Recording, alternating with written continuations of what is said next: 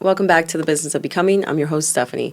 We're actually starting a really fun series today that I think is so pivotal in our lives, but I also feel like it's talked about, but not really talked about. But so many of us can relate. So we're going to actually talk about the series. It's called The Art of Being Real. And the first episode that I wanted to talk about was the art of standing alone without feeling lonely.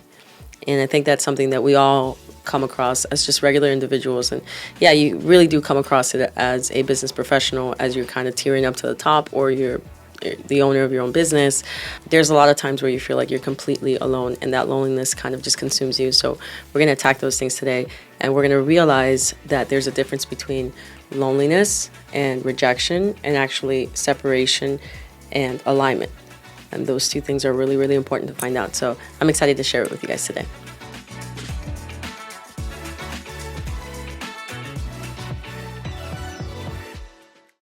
So we're on a season of becoming, and that's why you're watching my podcast. And I just want to make sure that you understand that sometimes the person that we're becoming can't grow in the same rooms where we once felt comfortable in, because being uncomfortable and discomfort creates a new version of you to grow into the version that you're supposed to be for your future. And you have to understand that that's okay, that you're not accepted in the same rooms, that you're now changing. It's okay. You're growing, you're becoming. So let's get into it. We all love to feel needed. We all love to feel wanted. And we live in a society and a world where moving and being busy means that you're being productive. And I've talked about this 1,000 times. That's not productive at all. That doesn't mean that you're doing the right thing because you're busy. A lot of times you're just running in place and you're not moving, you're not growing, you're just answering things for other people, and you're just kind of continuing the cycle that you're in, but you're not actually growing in that. You're just sustaining and surviving, really, is what I call it. Because we're in such constant motion, we have to take a step back and understand that within that noise, you can't hear yourself. You can't hear, what is the direction for yourself and for you. And when isolation comes, it's a moment to breathe and actually start listening to yourself, listening to that inner version of you that either God is trying to put something in you, God is trying to speak to you. And it's not just you being lonely. It's not just, everybody hates me, nobody wants me. I've had those moments. Sometimes I have those moments again when, Auntie Flo comes. But it's not you. It's not just a why me moment. I usually call those moments like my pobrecita moments. And you're not broken. You're not wanted by others. Maybe it's just a moment where really life is trying to separate you so that it can align you to where you need to go and to the trajectory where, like, okay, boom, now you can actually get to where you need to be at. Or be the person that's going to get you to that version of you. Be that person that's going to be able to actually manifest those things that you once thought and you once believed that you can do, but because of the noise and because of the life that we have that gets caught up, whether you're a parent, whether you run businesses, loneliness, right? It forces you to step back and say, okay, I know I have all these things going on right now and I have 10 plates in the air, but what do I want rather than what do other people want from me? What does me not busy look like? So space right now for you, maybe you're going through this season of just isolation and loneliness. Maybe it's your training ground right now to hear what it is that these next phases and these next seasons in your life are going to require of you. Because it might not be the same people. It might not be, the same person that you were with. It might not be the same hats that you continue to wear. Maybe it's somebody completely different. And sometimes loneliness gives you a chance to root yourself and think of a tree, you got to be rooted in something. And because we're so busy, because we're so caught up, we forget, our roots. We forget who we are at the core, a happy, fun, loving, caring, empathetic person. And all of the stuff that gets thrown at us just starts chipping away at who we are. And it doesn't give you a chance to actually bloom into who you were supposed to be. So we're going to talk about being rooted and the next seasons of blooming in your life. So the first thing we're going to attack is understanding that isolation is actually preparation. It's a training ground.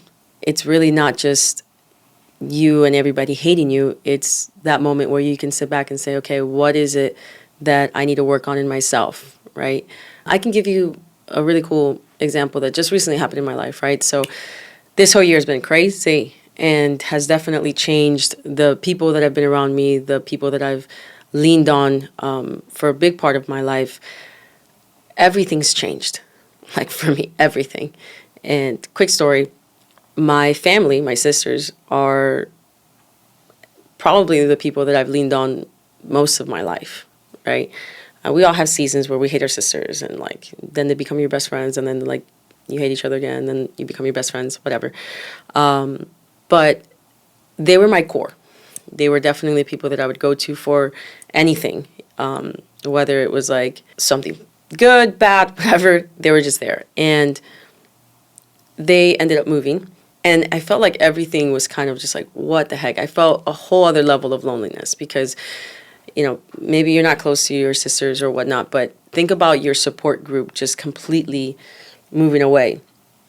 And in the season of my life that I was in, going through a divorce and, learning how to be a single mom and learning how to also like run the company completely, like as this new version of me, was so difficult not to have those people in proximity, right?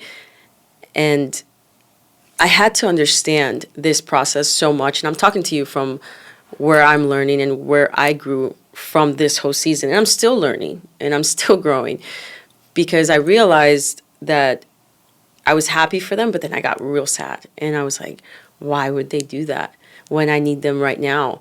And why would God do this to me when these are the people that have carried me? And now in the moment where I really need someone to like be there with me and carry me, why now? And I came to a real hard realization that as this whole year was going on, before I was disassociating myself from my roots, which was my faith. And I understood more than ever that it was time for me to go back to that core part of my life, like my faith, where I didn't turn to anybody, I turned to God. I turned to Him first before I turned to my partner, my friends, my sisters, my core group of people. And that happened in so many seasons of my life that I saw that every season that I turned back to my roots, I would develop and bloom into something else that I needed to be in that season. And I guess what I'm trying to say is maybe you're in that season where you feel like you lost some of your core people, or whether they moved or whether they moved on into a relationship and now they don't have that same time for you anymore. Use that as a moment to say, okay, well, now that I feel a little isolated, now that I feel a little alone, what does this mean for me? What does this mean for this next chapter in my life? Who am I supposed to be outside of having my emotional support people? Like, who am I really? That's the truth, right? And I've learned in these last few months, I've been getting acquainted with myself and rooting myself back into what I have always known, is that personal development was like, oh, okay, like I'm going back to a version of myself that depended solely on God. And that might sound super cheesy to you guys. You guys might not understand or have the same faith, and that's okay. But it's changed everything for me in this season because I got out of a wave of loneliness and depression and realized that I wasn't standing alone, that it felt like I was alone, but I really wasn't standing alone. I was now standing firm back into this foundation that was always there. I just started filling the gaps and filling the silence with other people and just allowing that to create a different version of myself. And when everything hit the fan, I had to go back and be that person again and remember, okay, this is who I know has healed from so many other things outside of what I've just been through in this year. And I know how to get myself out of this again. I don't need just people, and it's okay because we do need people for everything in life. Really, majority of the things in life, we need people. But for yourself, you need to be able to have something that you're rooted in, that even if those people leave, that you can go back and say, okay, I'm not alone, and I'm rebuilding again. If you're in isolation, it's a training ground. It's to go back to your roots. Or you say, Steph, I don't have roots. Well, go find something that gives you peace. Go find something that reminds you who you are. And for me, that's God. That's always been God. I know I'm made in His image, and I know at the end of the day that more than anyone in this world, He wants the best for me. It's written in the Word. So, not to be super religious, but it's important. It's important for me. And I think if you can find that, and you can find that truth of who you are without anybody else's opinion or anybody else telling you, it's going to be the best foundation for yourself to be able to get out of this loneliness mentality and understand that this is just you being separated, you being pulled apart so that you can be the best version of yourself in this next season and just, boom, go to where you need to be at and be who you need to be. Number 2, I want to talk about outgrowing circles that no longer fit your peace. Man, as in my 20s, I did that for such a long time. I stayed in the same circle of people sometimes just because, I didn't want to make people feel bad. I didn't want to make people feel like, I don't know, I wasn't there for them or that I was changing. And there was obviously seasons where that happened, but it's easy to fall into like that kind of people pleaser without you wanting to be a people pleaser. But it's easy to find yourself going back to comfort. It's easy to find yourself saying, well, these people love me for who I am. But forget about who you are. What about who you want to become? Are they still going to love you? Are they still going to accept you? Or are they going to try to continue to shrink you down? Are they going to continue trying to hold you to a version of yourself that's not really going to grow and really make that impact and that difference? Some relationships are meant for who you were in that season, but not who you're becoming. And I'm telling you, there's people in my life that I clearly remember gave me fear of wanting to go in business. I mean, they told me all these different things about business being bad, the market being bad, don't do this, don't do that. And I remember really young, I was afraid because I was like, oh my God, am I making a mistake by trying to go into business? Am I making a mistake by risking, my money and this and that and my time? And when I separated myself from those people and got into environments where people who were not just successful, but were also just risk takers, were also dreamers, were visionaries, were people who had set goals for themselves, and I saw them achieve it, and I saw that that was a possibility. I mean, I just naturally gravitated to them, and I was like, I want this. I want to be in your circle, because this circle is only going to make me feel like I have to go to school for the next 20 years of my life and get a degree in something that I probably don't want to do and just play it safe. I just think it's super important for you to remember that you have to take a risk on yourself and get out of circles that feel comfortable, because they won't let you grow. They will limit you, and they won't make you a better version of who you are. They'll just keep you as who you were. And life is about becoming better every day. Not just yesterday, not just a couple, but it's about becoming a better version, a stronger version, a wiser version, a version that your kids are going to be like, wow, she did that, or he did that, And that's how you make history. So again, let's remember, we're talking about the art of standing alone without feeling lonely. And the last thing I wanted to touch on this topic was the art of finding peace in stillness. Because, my God, you come from me. I love to talk. Obviously, I started a podcast so I could basically just talk to myself. But I love to talk. I don't like to be still. It's like, I don't know if that's just who I am, or I don't like to be still. I like to be moving. And when I understood how important being still was, I realized that I was actually starting to hear myself again, to hear the version of this now 31-year-old and what she now wants for her life and what she visions for her future, and why I need to sometimes just shut up and just be okay with being alone. I'll give you a really cool, well, not cool, but I'll give you a really aha moment that this came to me. So the first weekend that I had without my kids, because I was letting them to their dad, I just remember I was like, oh no, like I gotta get the hell out of here because I can't be alone in this house. I can't be alone. Like I don't know what it's not. I don't know what it's like to be home and not have them here. So I ran away, and I did that every time that the kids were with their dad. I would run away. I'd go on a trip. I'd go with my friends. I'd pack that weekend up like with anything and everything. I was just trying to fill that silence because I was like, I'm gonna go crazy being here. And trust me, it is okay to do that. Please sometimes do that, especially if it's your first weekend and you're going through this process right now. Like, do that. You need to go through it.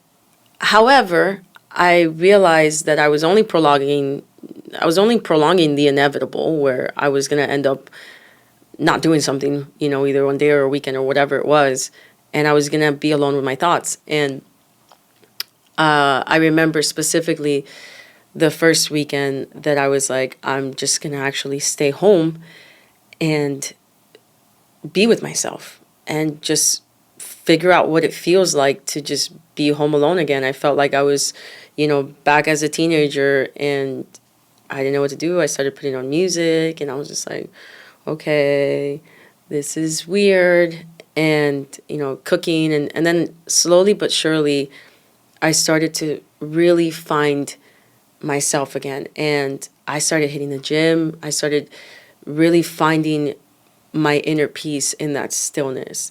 I started reading again, which I used to love to read. I was a huge nerd. And I started doing these things to really remember that there's so much to be okay with when you're silent. Like when that moment of you being alone hits, you realize, are you happy with yourself or are you not happy with yourself? And in the beginning, I definitely wasn't happy with myself. I was almost afraid. I was almost afraid to ask myself that question because I was afraid of the answer. Like, what if I'm not happy with myself? Am I depressed? Am I this or am I that? And confronting myself in the quiet and in the stillness gave me the chance to hear myself, gave me the chance to go back and peel back the layers that I had of the walls I had built up over all of this time to protect me and to be self-preservation mode. And I got to be strong for my kids. I can't grieve in front of them. I can't do this. And it really just allowed me to process my emotions and process things that were happening in real time and start becoming, because I wasn't even allowing myself to become, because I was just caught up in like, I need to protect, and I need to hold it down and I need to have these walls. And the moment that I started doing that, I realized who I was again, and I started finding joy. As corny as it sounds, I started finding joy, and it's not joy because my kids weren't there, because there's an absence of that, and it always hurts no matter what. But you start to take those moments as like me days, and I started doing my nails again. I hadn't done my nails in forever. I started doing my nails. I started being me. I started being happy with me. I started taking care of myself. I started loving me because I was so busy just protecting me. And in that stillness and that peace, fell in love with myself again. And I know that kind of sounds weird, but I did. I fell in love with this version that is a little broken.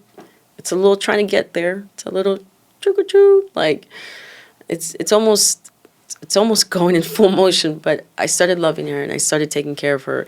And I realized that, in prayer, in taking those moments to work out, to do this, to just take care of me, that I was beginning to become a version of myself that was confident again, that was strong again, that can lead again, that can sit here in front of a camera and talk to people and encourage them, because I couldn't do that a year ago. A year ago, I could not encourage anyone. I really couldn't. And that's such a big part of who I am, because it's a part of the culture I've built in my entire career, was building people and making them feel the way I knew I felt, which is strong, confident. And I couldn't do that because I was busy protecting and running away from not confronting things and running away from quietness and from stillness. And I really encourage you that if you find yourself as that person, that you run away from moments of real solitude and real just like you time because you're afraid of the thoughts that are going to come into your head, or you're afraid of asking yourself the question, are you happy with who you are right now? Please do it. Because the version of you that people need in the future, because you are important and because you are meant to encourage and empower people with your story, please do it. Because people need you. And you might not think that. You might say, who the hell needs me? I told myself that a lot. If you have kids, at least for starters, they need you. If you have family and friends that you love and you care for, they need you. They need you happy, they need you whole. And if you have visions or you have dreams and aspirations of doing something or being someone, you know, there's people out there that will need you. I didn't think that, especially in this season of my life. I didn't believe that. But I'm here to remind you that there is something so important about isolation that when you confront it, it will be the best thing for you to remind yourself that you are freaking awesome.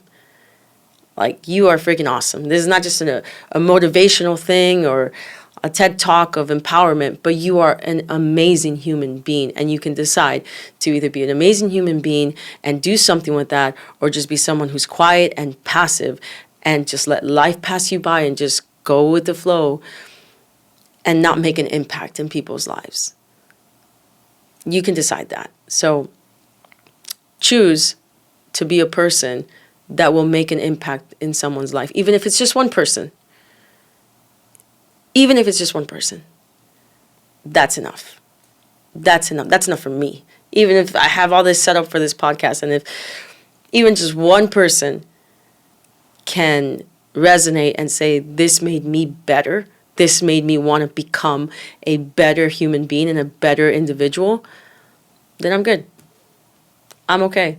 Frankie, we can retire right now, because this is what it's meant to be. To close out, standing alone doesn't mean you're missing something. It means you're maturing into someone. And you got to let yourself bloom. You got to work with that process, and that process is going to be beautiful. You're not behind. You're being built. And I guarantee you that the right people will recognize this better version of you. Everybody else can stay in the past, and that's okay, because our traumas are in the past, our regrets are in the past. My emo 2007 version of me is in the past. My Avril Lavigne version is in the past. I don't care about her. She's cool. I love her for the time that she was in. But I don't need that version of myself. I don't care for that person. I love her, but I love who I am right now as a single, divorced, 31-year-old single mom who is doing a podcast and leading companies and leading people to love who they are and what they do, and just standing on my culture. I'm probably the happiest I've ever been in my life. And don't get me wrong, I go through my challenges every day, but I'm finally breathing again and not feeling like I'm treading water, because that's what isolation does to you. It makes you feel like you're alone in the middle of the ocean treading water, and no one's going to come and save you. But when you realize that you're your own lifesaver and you're just pushing that away, it changes everything. Loneliness fades when you realize you're not missing people, but you're just meeting yourself. So if this hits anybody in this moment, and you say, I feel like I'm alone, or I feel like this season sucks, share this with somebody who you feel like is going through that too. And just understand that isolation is just preparation, and you're in your training ground now. So I encourage you again, guys, to like and subscribe, and follow me for more content. Go to our IG pages and just understand that life is beautiful. Life is meant to be lived, not meant to just be, constantly cycled through and just like being in this rut motion. We're all better than that. And we all deserve a lot better than that. We all deserve joy and happiness and excitement for life. So I'll see you guys in the next one.